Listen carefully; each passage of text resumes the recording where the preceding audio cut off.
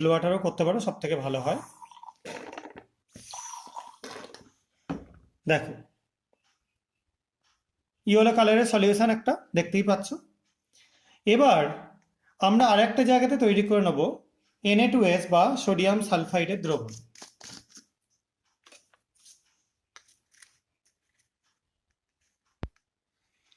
Na2S এর এরকম তোমরা ফ্লেক্স দেখতে পাবে, সেটাকে আমরা জলে ফেলে দ্রবণ তৈরি করব।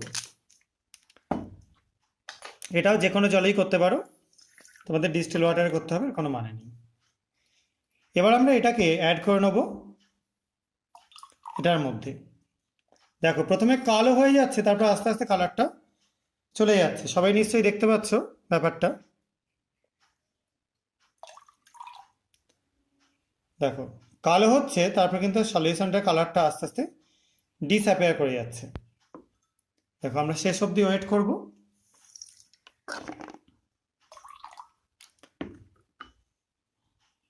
দেখো পুরো কালো হয়ে গেছে। এখন এর মধ্যে একটু HCl অ্যাড করে দিচ্ছি।